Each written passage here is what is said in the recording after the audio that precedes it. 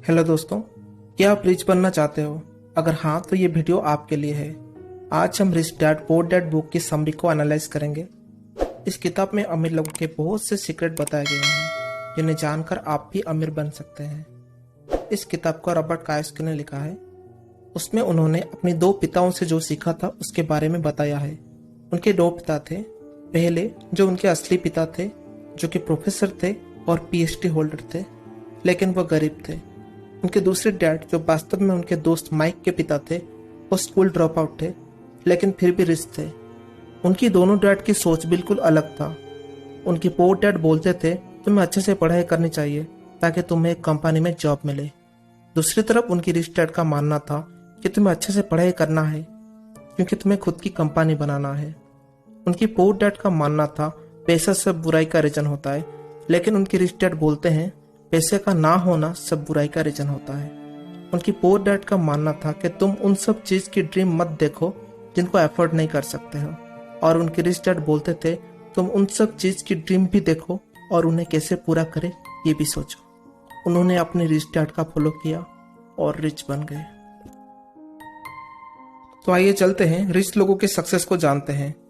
Number 1, rich don't work for money. जब Robert 9 साल के थे तब उन्होंने अपने दोस्त माइक के पिता, जिन्हें वो अपना रिच डैड मानते हैं, उनसे पूछा कि रिच कैसे बना जाता है।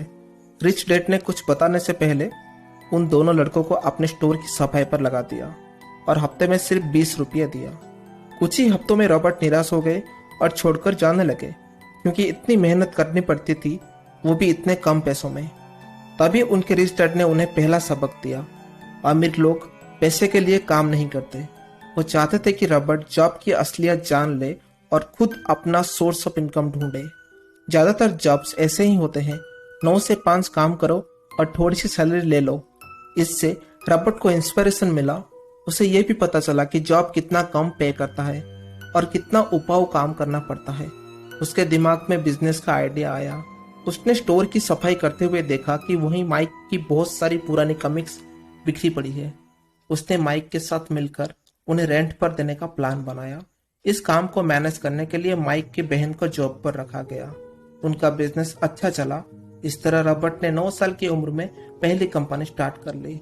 उसे पैसे भी मिल रहे थे और ज्यादा काम भी नहीं करना पड़ता था।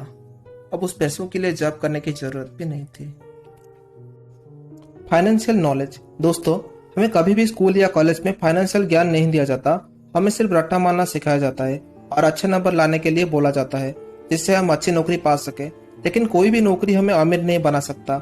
बहुत सारे लोग डॉक्टर और इंजीनियर बनना चाहते हैं, लेकिन वो 9 से 5 वाली रैट रेस में फंस जाते हैं।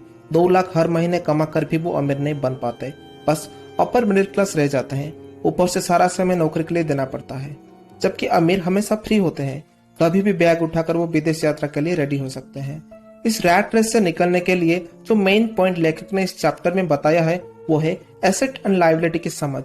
जिन्हें ये समझ आ जाती वो एक दिन अमीर बन जाते हैं। इसे समझ के तो आप बड़े बड़े एमबीए को भी पीछे छोड़ सकते हैं। आसान शब्दों में जानने की कोशिश करते हैं, एसेट एंड लायबिलिटी क्या होते हैं। एसेट, जो भी प्रॉपर्टी आपकी जेब में पैसा डालती वो है एसेट। लायबिलिटी, जो भी चीज आपकी जेब से पैसे निकलती वो है लायबिलिटी। अगर आपने कार लोन पर ले ली तो वो आपकी लायबिलिटी है क्योंकि वो आपकी जेब से पैसा निकल रही है। पेट्रोल के लिए भी आपकी जेब से पैसा जा रहा है। उसी कार को आप एसेट भी बना सकते हो। अगर आप उसे ओला या फिर उबर से लिंक कर देते हैं और ड्राइवर रख लेते हैं तो वही कार आपकी जेब में पैसा डालती है। तो दोस्तों, है ना ये कमाल की ट्रिक। अगर आप 50 लाख का घर लोन पर लेते हैं तो वो आपकी लायबिलिटी है क्योंकि आप उसे लोन पर लेते हैं। 25 साल तक इंस्टॉलमेंट भरते हैं, वो भी इंटरेस्ट के साथ। इसके विपरीत अगर आप उस 50 लाख को एफडी और पीपीएफ में रखते हैं तो वही पैसा 10 से 15 साल में दुगना हो जाएगा। फिर आप जो घर लेंगे वो एक तरह से फ्री में होगा। फिर उस घर का कोई खाली कमरा आप किराए पर दे सकते हैं। तो इस तरह से वो आपका एसेट बन जाएगा। तो देखा दोस्तों, ये सब स्कूल और कॉलेज में नहीं पढ़ाया जाता। एमबीए वालों को भी ये सब नहीं पता होता, इसलिए वो भी नौकरी ही कर रहे होते। आइए अब देखते हैं एसेट्स कितने तरह के होते हैं। स्टॉक्स, इसमें शेयर्स और म्यूचुअल फंड्स आते हैं। बॉन्ड्स, ये आपके बैंक से ले सकते हैं, जैसे गोल्ड आदि पर बॉन्ड मिल जाते हैं।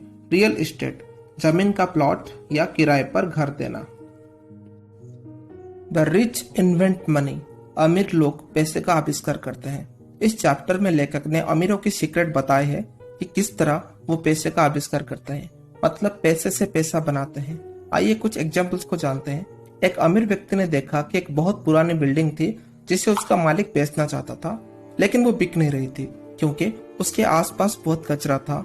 बिल्डिंग का प्लास्टर भी उतर रहा था। उस अमीर व्यक्ति ने वो बिल्डिंग को बहुत ही सस्ते दाम पर खरीद ली। उसके बाद उसका रेनोवेशन किया, आसपास का कूड़ा साफ करवाया, वहाँ गार्डन बनवाया और फिर उसी बिल्डिंग को 5 गुना ज्यादा दाम पर बेच दिया। तो देखा दोस्तों, कैसे कमाल की ट्रिक इस सिर्फ रिच आदमी ही कर सकते हैं, क्योंकि उन्हें पता है कि पैसे से पैसा कैसे बना जा सकता है। बिल्ड पैसिव इनकम, रिच लोग एक्टिव के साथ साथ पैसिव इनकम भी जनरेट करते हैं। पैसिव इनकम एक ऐसा सेटअप है जहां आप एक्टिव ना हो तो भी पैसा आता है। पैसा कमाने के 2 तरीके होते हैं। पहले एक्टिव इनकम स्ट्रीम, जहां पे आप डायरेक्टली जॉब करके पैसा कमा सकते हो, और दूसरा पैसिव इनकम स्ट्रीम, जहां पे आप एक्टिवली पार्ट ना होकर भी सिर्फ पैसिवली इनकम कर सकते हो, जैसे कि सुपरवाइज करना। How to build a passive income streams. आज के जमाने में हम बहुत सारे तरीके से पैसिव इनकम जनरेट कर सकते हैं, जैसे खुद की वेबसाइट बनाना, यूट्यूब में अकाउंट ओपन करना या फिर कोई एप्स बनाना। तो दोस्तों, ये थी रिच बनने का कुछ सीक्रेट। अगर वीडियो अच्छा लगे तो प्लीज चैनल को सब्सक्राइब करें।